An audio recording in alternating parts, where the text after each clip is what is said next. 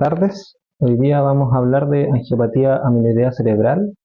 Esto a raíz de un artículo publicado en The New England Journal of Medicine. Vamos a revisar aspectos generales de esta patología. Vamos a hablar un poquito de epidemiología, lo relevante para nosotros, ya que estamos en geriatría, debido a que esta es una patología muy prevalente en adultos mayores. Vamos a hablar un poquito de cómo se genera, su relación con algunos genes, la clínica, que es bien relevante saber cómo se presenta para poder prevenirlo, diagnóstico y manejo, con unas palabras finales. Entonces, como definición, la angiopatía amiloidea es un depósito del péptido beta amiloide en las paredes de los vasos sanguíneos pequeños del cerebro. Ya esto se genera solo en el cerebro, la patología habla solamente de acumulación en el sistema nervioso central, ¿ya? Y esto es relevante que sepamos de ella porque es una de las principales causas de hemorragias cerebrales en los adultos mayores, de deterioro cognitivo y de episodios neurológicos transitorios. Que vamos a hablar un poco más de estos episodios neurológicos que son crisis focales transitorias. Entonces, generalidades con respecto a esta patología es que se descubrió en 1909 a raíz de estudios post-mortem en autopsias de pacientes. Esto fue años posterior al descubrimiento del Alzheimer, que comparten un poco en cuanto a la fisiopatología. Y ya en la segunda mitad del siglo XX se encontró la asociación de esta entidad con hemorragias intracerebrales en los pacientes, donde ya tomó más relevancia e importancia clínica y por ende surgieron avances ya en el diagnóstico por imágenes. Ya no se requiere la autopsia como tal para poder verificar esta enfermedad, y es posible también, o estudios posteriores vieron que se asociaba al deterioro cognitivo también relacionado con estos pacientes. Entonces tiene posible esa asociación también. Entonces, en cuanto a epidemiología, es bien relevante que sepamos de esta entidad porque se ha visto que en estudios de autopsias post-mortem de pacientes, la prevalencia de la angiopatía amiloidea en estadio moderado a grave alcanza alrededor del 23% en los pacientes mayores, ¿ya? Y si vemos por rangos de edad, estaba en aumento. Se ha visto en algunos estudios también que desde antes de los 74 años, entre los 65 y 74, alcanza una prevalencia del 2.3, y ya sobre 85 años, 12.1, sobre 90, podemos ver estas prevalencias de 20-30% incluso. Y además es muy relevante que comparte un poco fisiopatológicamente hablando características con la enfermedad de Alzheimer, y también se ha visto una relación de prevalencia con esta entidad en alrededor del 47% de los pacientes. Es decir, de los pacientes que ya tienen Alzheimer, vemos que tienen una angiopatía amiloidea en alrededor de la mitad de ellos. Ya esta prevalencia también es bien alta en pacientes con otros diagnósticos de demencia, pero como sabemos el Alzheimer es la principal causa. Y la edad de inicio clínica generalmente es alrededor de los 60 años. A esta edad ya vamos a observar algunos de los eventos que conversamos. Entonces, en cuanto a fisiopatología, todo comienza con una depuración deficiente. Ya entonces tenemos que el beta amiloide es una proteína, como vamos a ver más aquí adelante, que surge de la escisión de la proteína precursora amiloidea. Esta es una proteína que está transmembrana, que es útil. ¿Se puede? Perdón, ya. Entonces, esta es una proteína transmembrana que al ser escindida por la secretasa beta o gamma, puede originar el beta amiloide, ¿ya? Y el beta amiloide en sí no es patológico, generalmente este es degradado y es absorbido por el sistema nervioso central y se elimina vía perivascular, ¿ya? Pero en estos pacientes vemos que cuando uno habla de acumulación de cualquier elemento, uno piensa en aumento en la producción o dificultad en la eliminación. Pero en estos casos, en estos pacientes, vemos que hay una dificultad en la eliminación, ¿cierto? Entonces, en ellos vemos que la proteína beta amiloide o el péptido beta amiloide, que generalmente tiene una longitud de 37 a 43 aminoácidos, se empieza a acumular, ¿ya? Y esto es específico para algunas formas, como la de 40 y 42, ¿ya? Que se ve en chiquitito, no se alcanza a ver bien. Estos son bien relevantes, estas formas del péptido beta amiloide, porque en la forma, en la isoforma 40, vemos que se deposita en la placa senil, como podemos ver que origina la enfermedad de Alzheimer, y la isoforma 42 se deposita ya en las paredes vasculares, originando la angiopatía amiloidea. Además, es muy relevante la asociación con la apolipoproteína E, ya que esta favorece los depósitos de estos pacientes cuando está en algunas mutaciones en algunos pacientes, como vamos a ver más adelante. Entonces, me gusta mostrar esa imagen primero para que se clarifique este curso de fisiopatología. Entonces, se empieza a depurar deficientemente, se empieza a acumular en las láminas basales, sobre todo las arterias corticales y leptomeninges, ¿ya? Esto es muy característico de la enfermedad, y posteriormente vemos que se empieza a acumular sobre todo en las capas muscular lisa y empieza a distorsionar toda la arquitectura de los vasos. Ya los vasos se empiezan a volver más rígidos, y es sobre todo por este fenómeno que se empieza a perder la integridad de la barrera hematoencefálica y se empiezan a originar microaneurismas, que son los que más adelante van a originar el sangrado y la hemorragia como tal. Además, también pueden generar fenómenos de isquemia por esta alteración de la vasculatura.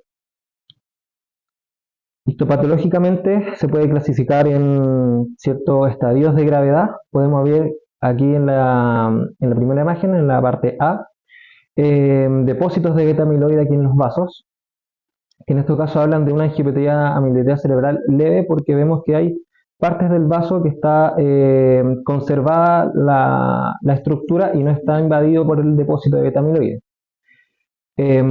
Podemos ver aquí ya en la flecha blanca que en estos casos vemos un estadio más moderado, donde se ve completamente el reemplazo de la pared vascular por el beta amiloide, y vemos también aquí unas placas seniles en flechas negras.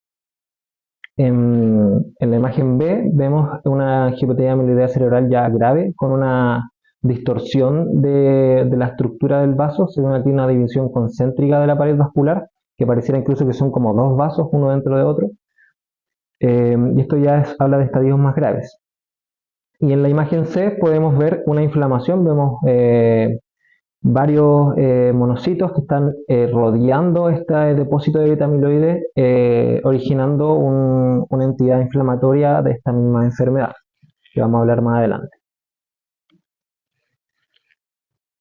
Entonces, hablamos un poco de los genes, sobre todo de la proteína precursora del amiloide. Por un lado, vemos que en ciertos estudios se ha visto que la mutación de esta proteína del tipo holandés genera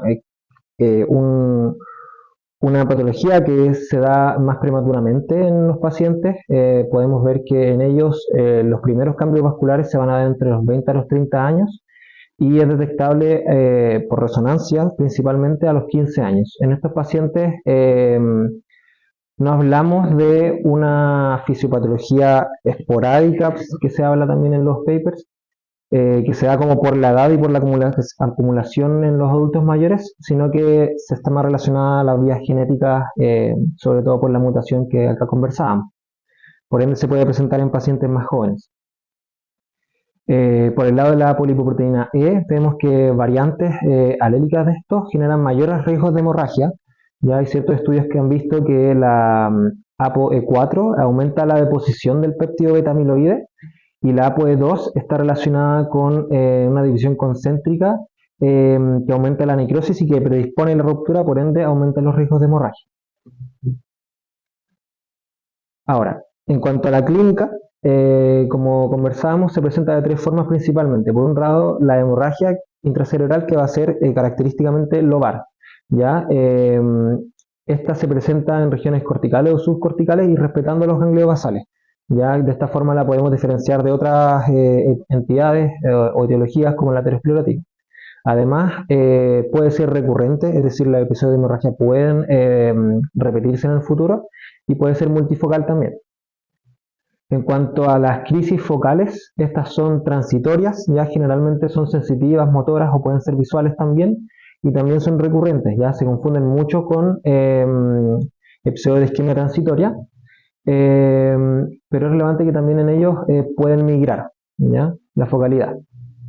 En estos casos, como decía, pueden imitar una isquemia transitoria, pero es importante en la imagen objetivar que se debe a microsangrados o siderosis, que son elementos imagenológicos que vamos a ir a observar y nos van a hablar de esta patología.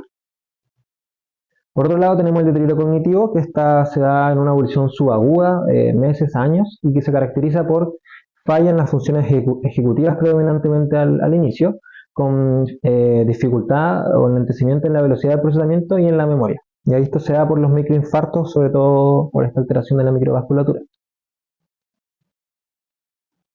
En cuanto al diagnóstico, como decía, se puede presentar clínicamente de estas tres formas, sin embargo, nosotros igual tenemos que ir a prevenir esta patología y se puede hacer mediante algunos exámenes de imagen, ¿ya?